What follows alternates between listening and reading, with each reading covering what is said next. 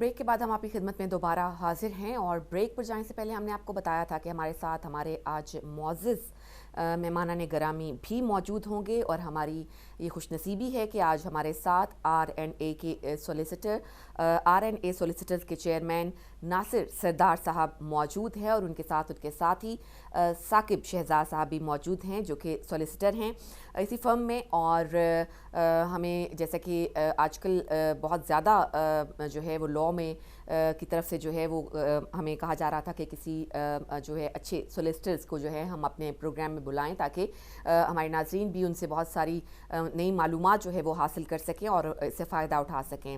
R&A solicitors के chairman Nasir सरदार साहब जो कि 2008 में इन्होंने ग्रेजुएशन मुकम्मल की और फिर जो है 1 साल के लिए बात किया, इसके बाद से प्रैक्टिस में हैं। 2016 में अपनी लॉ फर्म बनाई और तमाम एरिया ऑफ लॉ को कवर करते हैं जिसमें इमिग्रेशन है, लिटिगेशन है, फैमिली लॉ है और इसके अलावा प्रॉपर्टी एडवाइस के भी देते हैं। तो हम जो है इंशाल्लाह आज इनसे अपनी गुफ्तगू के दौरान जितना हमारे प्रोग्राम का वक्त है हम कोशिश करेंगे कि ज़्यादा से ज़्यादा मालूमात हम हासिल कर सकें। तो सबसे पहले हम सलाम पेश करेंगे जनाब नासिर सरदार साहब को और साकिब शहजाद साहब को। अस्सलाम वालेकुम। वालेकुम अस्सलाम सर, बहुत शुक्रिया जी बहुत बहुत आपने शुक्रिया आप इनवाइट। दोनों का, आप हमारे प्रोग्राम में शामिल होने के लिए आप अपने कीमती वक्त में से आपने टाइम निकाला। ऑब्वियसली आपका ऑफिस का वक्त है ये और लेकिन चूँकि आपने हमेशा ही लोगों की मदद की है और उनके लिए उनको सही रहनुमाई की है तो आज भी आपने जो है फ़ौरन हमारे साथ आने की हामी भर ली। जी आप आजकल क्या जो सूरत हाल है कोविड के बाद लॉ की बताइएगा थोड़ा। ज़ाहिर है सूरत हाल पहले जैसी तो नहीं है, चीज़ों को ठीक होने में थोड़ा वक्त लगता है। तो हम ये कह सकते हैं कि कोविड के बाद हालात बेहतरी की तरफ जा रहे हैं। जी अलबत्ता जो इमिग्रेशन के मसाइल थे वो तो वैसे ही हैं। ख़ास तौर पर जो ब्रेग्जिट हुआ है जी उसमें जो हमारे बहुत सारे लोग जो यूरोप से यहाँ पर आए थे इस उम्मीद पर कि वो यहाँ पर सेटल होंगे, काफी सारे सेटल भी हुए। और बहुत से ऐसे लोग जो कि इस कोशिश में मजीद थे, वो अभी तक कोशिश कर भी रहे हैं। लेकिन ये है कि चूंकि 31 दिसंबर जो थी वो लास्ट डेट थी, तो उस डेट के बाद होम ऑफिस ने एक डेडलाइन मुकर्रर की हुई थी कि इसके बाद जो लोग आएंगे वो अप्लाई नहीं कर सकेंगे। तो उसके बाद हमारे पास इंक्वायरी से बहुत सारी आती हैं उन लोगों की जो कि इस डेट के बाद आए हैं, लेकिन अनफॉर्चुनेटली उनके लिए कोई बहुत ज्यादा अपॉर्चुनिटी नहीं है। अलबत्ता ऐसे लोग जिनके कोई रिलेशनशिप इससे पहले स्टैब्लिश हो चुके थे तो उनके लिए फिर उन्होंने जून तक की डेट दी थी, तो ज़ाहिर है वो डेट भी खत्म हो चुकी है। तो अब प्री सेटलमेंट जिन लोगों ने ले चुके हैं उनको अब इंतजार करना है अपने सेटलमेंट के लिए। तो उसके लिए मुख्तलिफ कैटेगरीज हैं, तो जो लोग जिस कैटेगरी में आए हैं जो अपना टाइम मुकम्मल करेंगे तो उसके बाद वो सेटलमेंट की तरफ चले जाएंगे।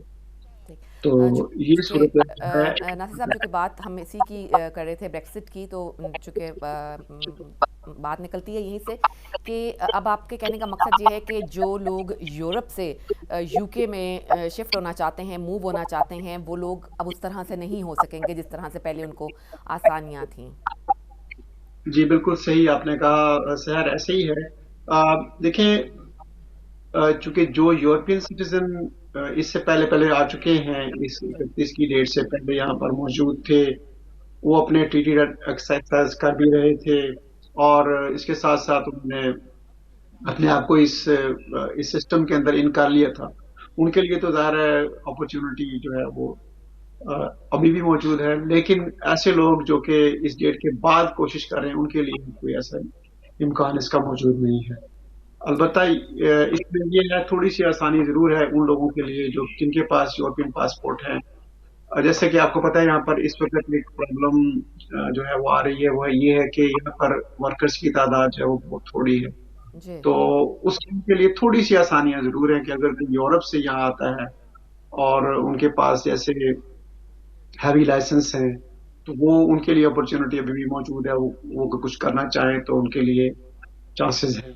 और इसी तरीके से जो स्किल्ड वर्कर हैं यूरोप के, उनके लिए अब भी अपॉर्चुनिटीज हैं। इसमें थोड़ी सी मैं एक डिस्टिंक्शन जो है सो जी क्लियर कर दूं, क्योंकि हमारे ज़रूर। पास इंक्वायरीज आती हैं उन लोगों के बारे में आती हैं, जैसे कहते हैं जी कि कोई बंदा यूरोप में है, उनके पास वहां का इंडेफिनेट लीव टू रिमेन, जैसे यहाँ पर होता है, कहते हैं जी उसके पास वहां पर पक्के पेपर हैं, जी उसका जी मतलब ये होता है कि वहाँ की इंडेफिनेट लीव टू रिमेन मौजूद है।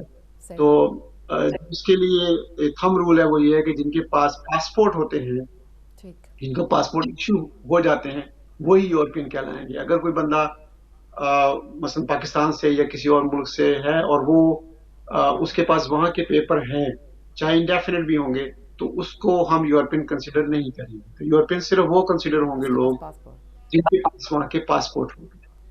ठीक ठीक। तो उसके ऊपर ज़ाहिर है कि जब यूरोपियन जो सारे लॉज हैं वो भी उसके ऊपर इम्प्लीमेंट नहीं होते, जो जिसके पास यूरोपियन पासपोर्ट नहीं है। जी बिल्कुल ऐसा ही है, क्योंकि देखें ना, जब ब्रेक्सिट हो चुका है, इसका मतलब है कि अब कम से कम यूके की हद तक तो यूरोपियन लॉ जो है वो एप्लीकेबल नहीं है। मैं इस सवाल को आंसर करने के जी लिए मैं साकिब से कहूँगा वो भी थोड़ा सा अपना इनपुट जी दे। ज़रूर, या साथ ये भी बताइएगा साकिब साहब कि जिन लोगों की शादियां यहाँ से यूरोप में हुई हैं, जिनके स्पाउसेस यूरोप में होते हैं, और जो लोग यहाँ पर हैं या स्टूडेंट वीज़े पे हैं या उनके पास ब्रिटिश पासपोर्ट नहीं है, उनके लिए अब क्या रूल्स होंगे?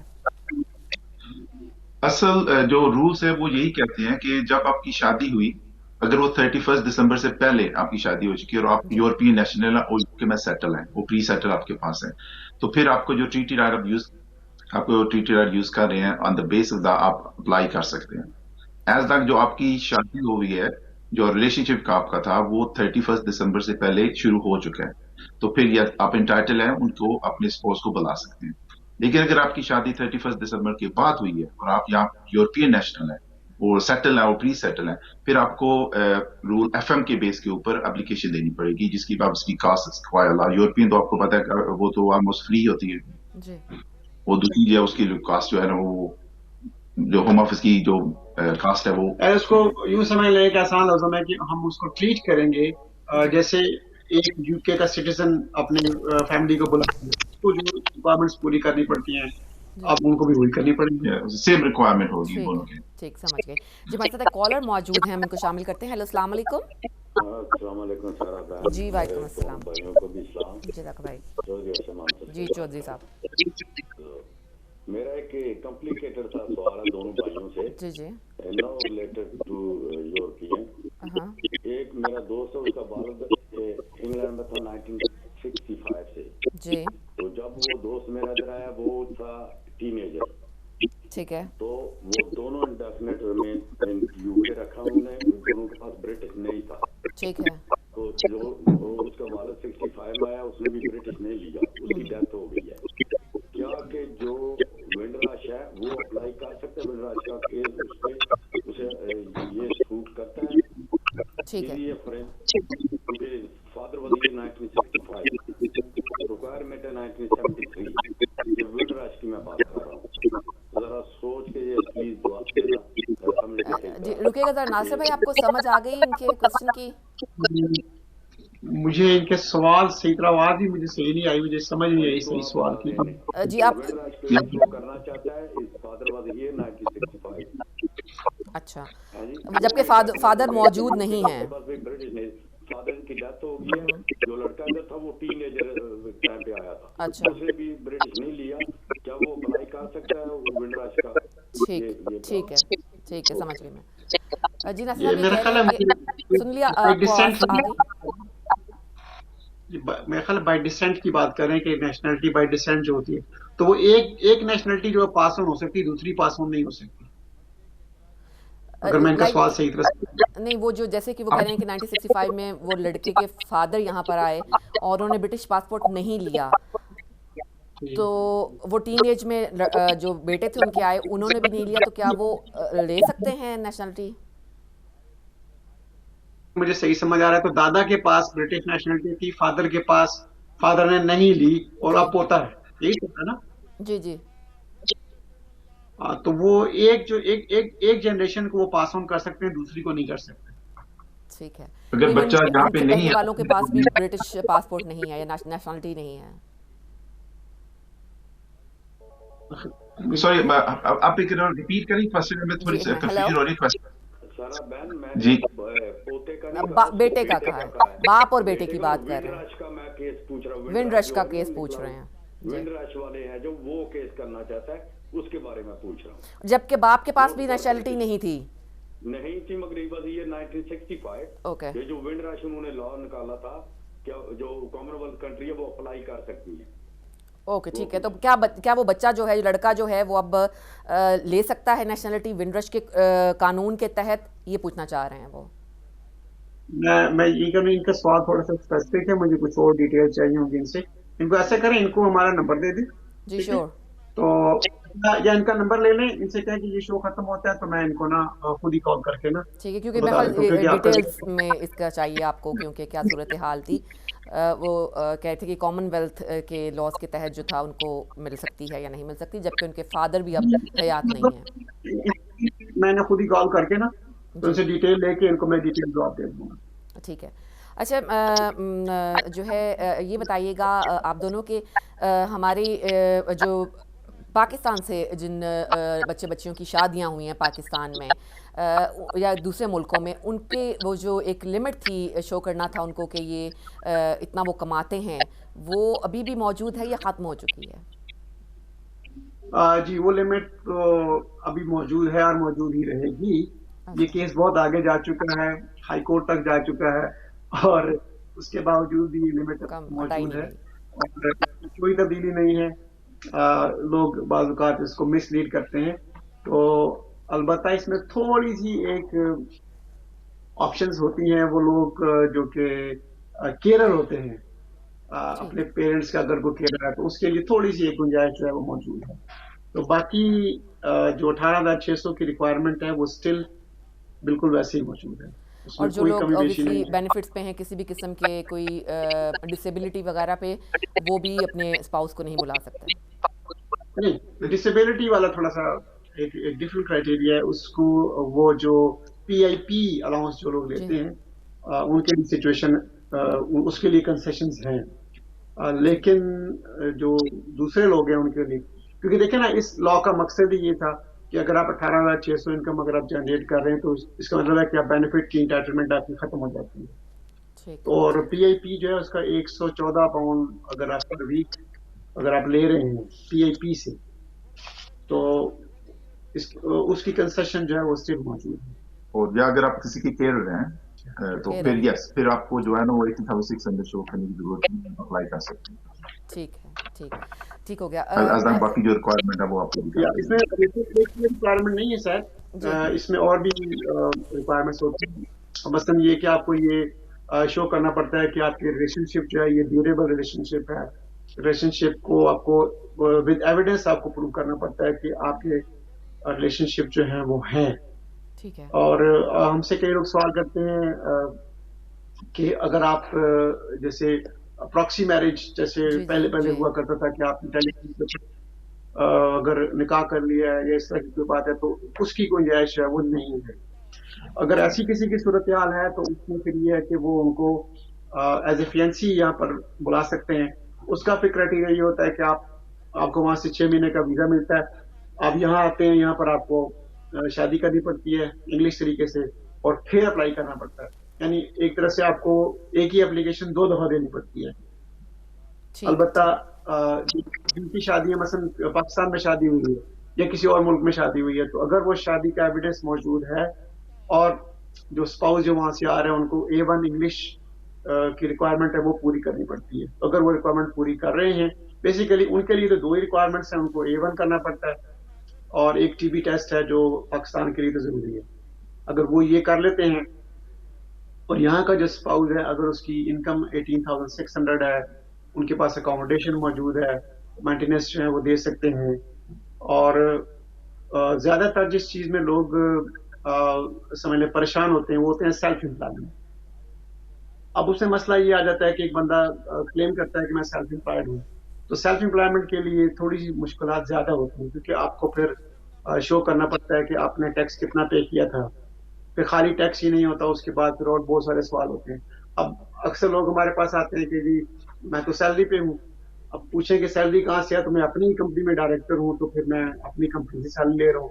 तो बेसिकली वो कहलाए जाते हैं, बजाय तो लगता है कि वो सैलरी ले रहे हैं, लेकिन उनका जो कैटेगरी जो होती है वो सेल्फ एम्प्लॉयमेंट के अंदर ही होती है। आपको अपनी कंपनी के अकाउंट्स और कंपनी के सारी रिक्वायरमेंट्स आपको पूरी करनी पड़ती है। क्योंकि हमारे कहाँ जो मेजोरिटी है वो लोग सेल्फ एम्प्लॉयड है, लाइक टैक्सी ड्राइवर है या जैसा, तो उनको पूरे एक साल के अकाउंट जो है ना शो करने पड़ते हैं विद उस स्टेटमेंट के साथ।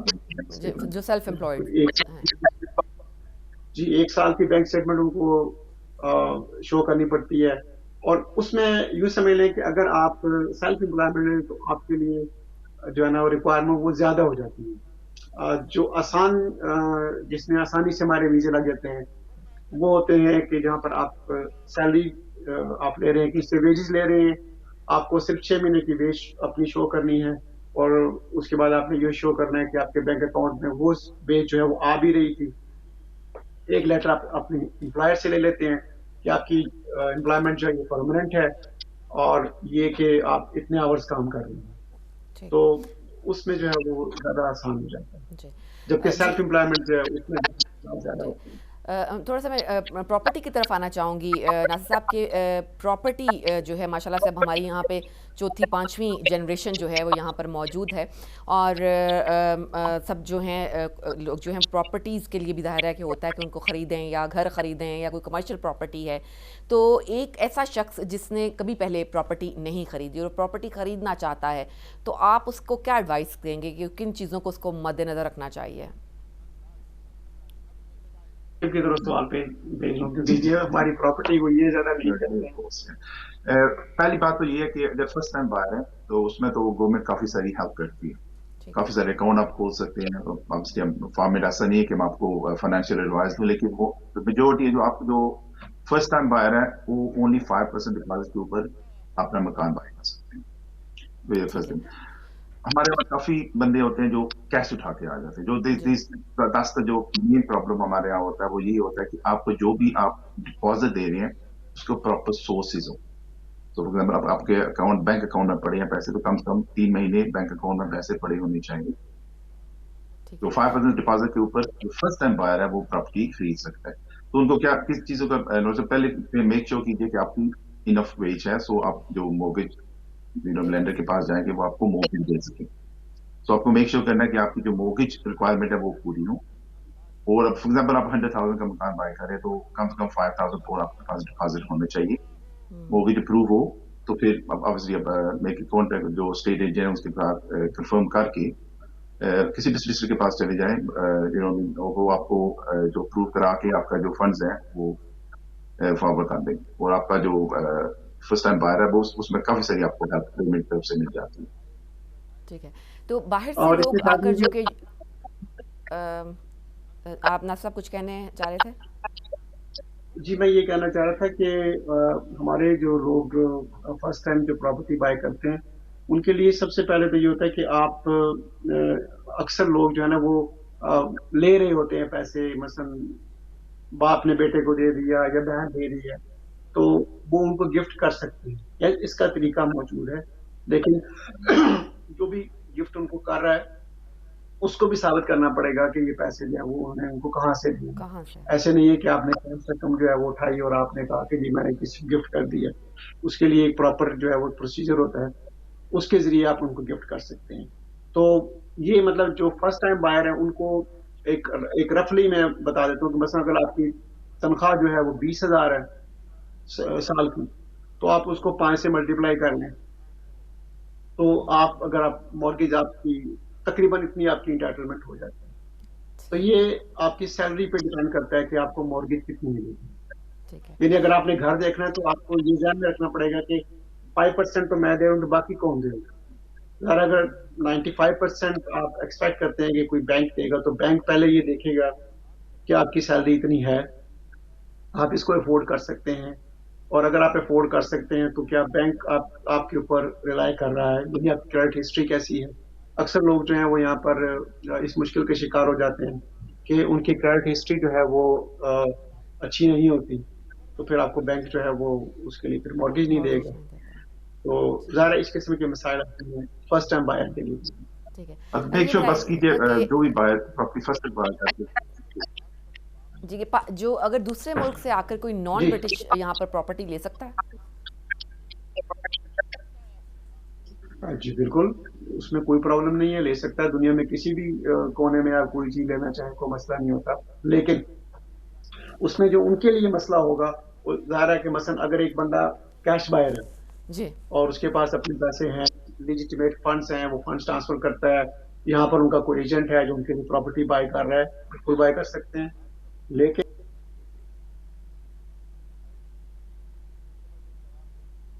जी, मेरा ख्याल है कि हमारा राब्ता जो है वो डिसकनेक्ट हो गया है और अभी हम थोड़ी देर में इंशाल्लाह जो है हम दोबारा इनसे राब्ता हमारा जो है वो बहाल हो जाएगा। तो मज़ीद सवालात इंशाल्लाह हम दोनों से करेंगे और हमारे साथ मौजूद हैं सरदार नासिर साहब और साथ उनके मौजूद हैं साकिब शहजाद जो कि सॉलिसिटर हैं और RNA जो लॉ फर्म हैं इनके सरदार नासिर साहब जो हैं वो इनके चेयरमैन हैं और बहुत ही ऑनेस्ट इंसान हैं और इनके दिल में जो है वो लोगों की इंसानियत के लिए बहुत ज़्यादा हमदर्दी पाई जाती है और आपको बिल्कुल सही मशवरा देंगे कि जिसमें आपका सबसे ज़्यादा फ़ायदा जो है वो आपको होगा, वो आपको मशवरा इनसे मिलेगा।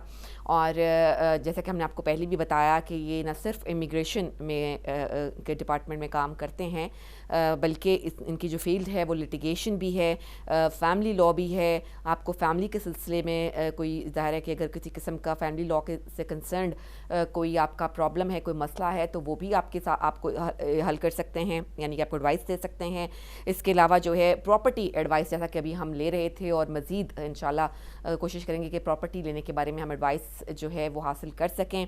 फ़र्स्ट टाइम बायर्स हैं जो घर पहली दफ़ा बाय करना चाहते हैं, जैसा कि अभी हमें हमारे दोनों मेहमानों ने बताया कि उसके लिए आपको क्या क्या चीज़ों को मद्देनज़र रखना होता है। अगर हमारा जो ही उनसे दोबारा राब्ता जो है वो बहाल होगा, हम उनसे पूछेंगे कि हम कमर्शियल प्रॉपर्टी अगर कोई ख़रीदना चाहता है, कोई दुकान ख़रीदना चाह रहा है, कोई इसी तरह से कोई चीज़ है वो ख़रीदना चाह रहा है तो उसके लिए उसकी क्या रिक्वायरमेंट्स होंगी, किन किन चीज़ों को जो है वो मद्देनज़र रखना होगा और क्या जो शख्स पहले घर बाय कर चुका है क्या सेकंड टाइम वो घर बाय कर सकता है और किन कंडीशंस के तहत जो है वो दूसरा घर ख़रीद सकता है। तो ये सब बातें इंशाल्लाह हमारा राब्ता जो ही उनसे बहाल होगा हम दोबारा उनसे ये सवालात जो हैं वो ज़रूर पूछेंगे।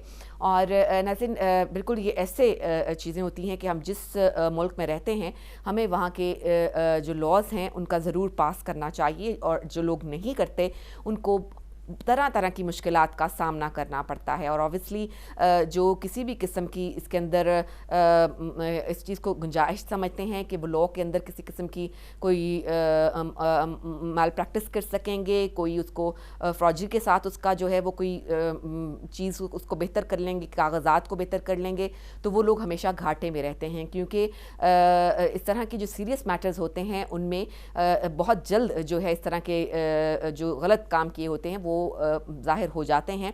बेहतर ये है कि आप अपने आप को 100% सिक्योर रखिए और लॉ ऑफ द लैंड के हिसाब से जो है आप कोई भी प्रॉपर्टी ख़रीदें, कोई भी घर ख़रीदें, कोई भी दुकान ख़रीदें, कोई भी लैंड ख़रीदें, आप उन तमाम रूल्स को फॉलो करते रहें और एक बेहतरीन वकील जो है वो आप ज़रूर अपने साथ रखें ताकि वो आपको जो है वो सही मशवरा देते रहें, सही आपको गाइड करते रहें कि आपको क्या क्या करना है और क्या क्या नहीं करना, क्या चीज़ें आपको जो है वो प्रॉपर्टी लेने के सिलसिले में जो है नुकसानदेह साबित हो सकती हैं और क्या चीज़ें जो हैं आपकी कौन सी चीज़ें ऐसी हैं कि जो आपको मदद कर सकती हैं आपकी इस प्रोसेस को, जो कि मॉर्गेज का प्रोसेस भी होता है। अगर कोई कैश लेना चाहे तो उसका भी एक प्रोसेस होता है, तो उसके सिलसिले में कौन कौन से ऐसे जो रूल्स होते हैं, कौन कौन सी ऐसे पॉइंट्स होते हैं जिन पर जो है आपको फोकस करना होता है और उनको मुकम्मल तौर पर जो है आपको बेहतर सही तरीके से सामने लाना होता है। आपको गाइड भी करते हैं कि आपके पास कौन कौन से कागजात होने ज़रूरी हैं, आपको किस तरह से अपनी इनकम को शो करना है, अगर आपके पास डिपॉज़िट के पैसे पड़े हैं तो वो कहाँ से आए हैं, क्यों पड़े हैं, और ज़ाहिर है कि इन तमाम चीज़ों को एक वकील ही आपकी जो है आपको बता सकता है। हम एक जो आम इंसान हैं वो इस जो कि लॉ के शोबे से ताल्लुक़ नहीं रखते वो इसको सही तरीके से समझ नहीं पाते और پھر ہوتا یہ ہے کہ ہم بہت ساری مشکلات کا بھی شکار ہو جاتے ہیں، ہمیں پیسوں کا بھی نقصان اکثر اٹھانا پڑتا ہے جب ہم صحیح گائیڈنس حاصل نہیں کر رہے ہوتے. تو ہماری یہ کوشش ہونی چاہیے کہ ہم ایک جو ایکسپیرینسڈ سولیسیٹر ہیں ان سے ہم رابطہ کریں سلسلے میں، پراپرٹی خریدنے کے سلسلے میں. صرف پراپرٹی ہی نہیں، جس چیز کا بھی تعلق کسی طرح سے بھی لا سے ہے، امیگریشن کا کہہ لیجیے آپ، فیملی کے جو مسائل ہوتے ہیں، فیملیز کے جو ڈسپیوٹس ہوتے ہیں اس کے سلسلے میں بھی، آپ ڈیورسز ہوتی ہیں ان کے سلسلے میں بھی آپ کو بہترین گائیڈنس کی ضرورت ہوتی ہے. اس کے بغیر آپ صحیح جو پاتھ ہے، جو صحیح اس کا ٹریک ہے اس کے اوپر نہیں چل سکتے. تو ہمارے ساتھ آج ہمارے مہمان موجود ہیں جو کہ R&A سولیسیٹر کے سولیسیٹر سے ہمارے ساتھ موجود ہیں، جناب ناصر سردار صاحب، اور ساتھ ہی ہمارے موجود ہیں ثاقب شہزاد صاحب. تو ہم ٹائم ضائع نہیں کریں گے، ہمارے پاس بہت کم ٹائم رہ گیا ہے. میں آپ سے پوچھ رہی تھی کہ باہر سے آ کے بھی کوئی کیش پہ جو ہے وہ اپنی پراپرٹی خرید سکتا ہے، تو اس کے لیے کیا کیا اس کو شو کرنا ہوگا؟ جو پراپرٹی اگر کوئی فارن بندہ جو یو کے میں ریزیڈنٹ نہیں یا یو کے میں کام نہیں کر رہا، تو اس کے لیے سب سے پہلے تو مین امپورٹنٹ تھنگ ہوگا کہ وہ جو پیسے جس پیسے سے وہ خرید رہا ہے وہ کہاں سے آ رہے ہیں. وہ سورس آف فنڈ جو ہے نا اس کا ٹریل ہمیں چاہیے. بیسکلی مین تھنگ ہمیں چاہیے. اگر وہ کیش بائی کر رہا ہے فار ایگزامپل، سو پاکستان سے، انڈیا سے یا بنگلہ دیش کہیں سے بھی وہاں ہے، وہ بینک ٹرانسفر اس نے پیسے کر دیے ہیں وہ اپنے ملک سے یہاں کے کسی بینک میں، تو پھر ہمیں جو ہے نا وہ کلیئر ہو جائے، کیونکہ جو ڈیو ڈیلیجنس ہے وہ بینک نے کرنا ہے. سو بینک اپنا کام کرے گا، وہ چیک کریں گے پیسے سورس جو ہے وہ منی لانڈرنگ تو نہیں ہے. مین ایشو جو ہے تو وہ منی لانڈرنگ کا ہوتا ہے جب پیسے باہر سے. تو اگر وہ انہیریٹنس پیسے منی کو کیسے لا کر یہاں پر پراپرٹی خریدی جا سکتی ہے؟ سو بیسکلی اگر کسی بھی اللہ سے پاکستانی بینک سے پیسے پڑے ہیں اور انہوں نے پاکستانی بینک سے یہاں پہ یو کے بینک میں ٹرانسفر پیسے کر دیے، تو پھر وہ جو بھی اس کی ریکوائرمنٹ ہوتی ہے وہ بینک خود کریں گے. وہ چیک کریں گے کہ جو سورس ہے وہ فنڈز ہیں وہ کوئی منی لانڈرنگ تو نہیں ہو رہا، کوئی لیگل کام تو نہیں ہو رہا، وہ چیک کریں گے. پھر وہ پیسے ہمیں یہاں کے بینک سے ہمیں ٹرانسفر ہو جائیں گے اور ہم ان کے لیے پراپرٹی خرید سکتے ہیں. اسٹریٹ فارورڈ ہے. ایز لانگ آپ کوئی انلیگل کام نہیں کر رہے، کوئی مشکل نہیں ہے. یہ آپ کے وہاں پیسے جہاں بھی پڑے ہیں، کسی بھی ملک میں پڑے ہیں، آپ وہ یا یو کے کسی بھی بینک میں ٹرانسفر کر دیں، یا اگر آپ کے وہاں پہ پڑے تو ڈائریکٹ ہمیں تب بھی کر سکتے ہیں، لیکن اس کے لیے ہمیں کم سے کم آپ کے پچھلے 6 منتھ کی ویج سلپ بینک اسٹیٹمنٹ جو چیک کرنی پڑے گی. وہ ہم چیک کر کے جو جس بینک پھر آپ ہمیں کسی بھی ملک سے ڈائریکٹلی ہمیں ہمارے اکاؤنٹ میں بھیج سکتے ہیں اور ہم آپ کے بہاف کے اوپر یہاں پراپرٹی خرید سکتے ہیں. ٹھیک ہے. اس میں یہ ہے کہ السلام علیکم ناصر صاحب، ایک کال ہے ہمارے ساتھ، کالر ہے. السلام علیکم. وعلیکم السلام ورحمۃ اللہ وبرکاتہ. سر آپ سے سلام اور ناصر بھائی کی اور جی کاظم سلام عرض کرتا ہوں. کاظم رضا بات کروں منچسٹر سے. جی کاظم. آج کچھ ایسا ہوا کہ ہمارے جو پروڈیوسر ہے ان کی طبیعت خراب ہو گئی، اس کی وجہ سے میں آپ کے ساتھ شو میں شامل نہیں ہو پایا. آپ کا بہت شکریہ، آپ نے وقت نکالا. اب اوورسیز پاکستانی جو ہے یا جو وہاں رہ رہے ہیں ان کی بائنگ پہ آپ گفتگو فرما رہے ہیں، لیکن جو یہاں پر موجود ہے جو فرسٹ ٹائم بائر ہے، اکثر ہم دیکھتے ہیں کہ وہ بڑے مسائل میں آتے ہیں، سوچتے رہتے ہیں کہ ہمیں جو ہے پراپرٹی لینی چاہیے یا نہیں لینی چاہیے. پھر اسپاؤس کے ویزے پہ ہوتے ہیں، وہ پھر ان کا اسپاؤس چاہتا ہے کہ اس کے نام کے ساتھ ہو. اچھا، کیا انڈیفینٹ کے بعد ہی لینی چاہیے یا اس سے پہلے لے سکتے ہیں وہ؟ دوسرا یہ کہ اس کو کس طریقے سے اس کو جو مین ڈاکیومنٹ کے ایشوز ہوتے ہیں اس کو جو پریشانی ہوتی ہے کہ میں اگر یہ بائی کرتا ہوں اور اس میں کیا کیا چیزیں مجھے دیکھنی چاہیے، اس کے اوپر کچھ گائیڈ لائنس دے دیجیے. پھر ایک سوال اور بھی ہے کہ اگر جو اوورسیز پاکستانیز ہیں ان کی پراپرٹیز کے ایشو ہیں پاکستان میں، کیا اس کو بھی آپ لک آفٹر کرتے ہیں؟ اس کے اوپر بھی آپ ایڈوائزز کرتے ہیں؟ اور اگر کرتے ہیں تو اس کا لائن آف ایکشن آپ کا کیا ہوتا ہے؟ میری دونوں سوال کا اگر جواب ہوتے ہیں تو بہت آپ کے پہلے سوال کا جواب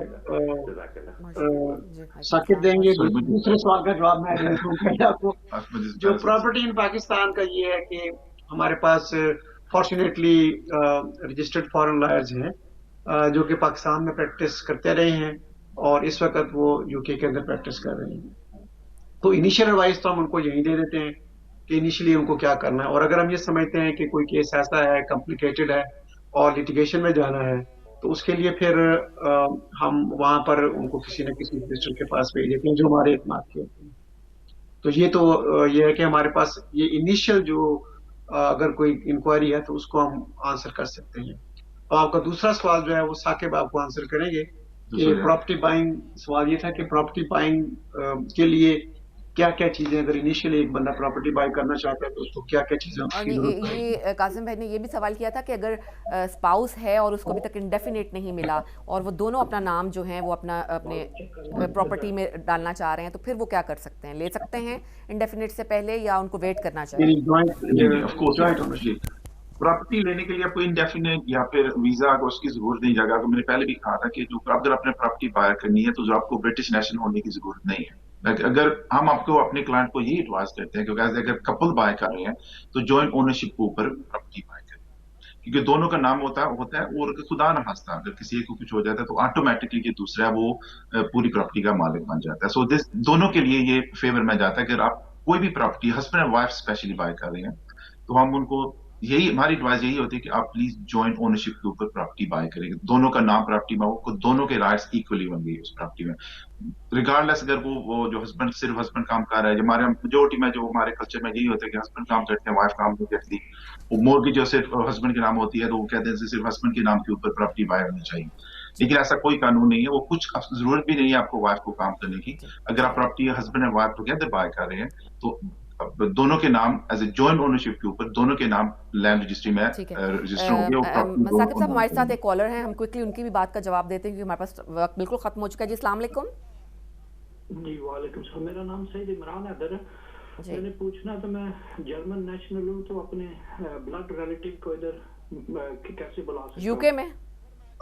जी यूके में मैं 15 ईयर से रह रहा हूँ, टैक्स पे कर रहा हूँ सारा, और मेरे वालिदैन फोत हो चुके हैं और मैं अपने ब्लड रिलेटिव लाइक बहन भाई कैसे बुला सकता हूँ? मैं जर्मन नेशनल हूँ। सेटलमेंट आपके पास यहाँ की है यूके की?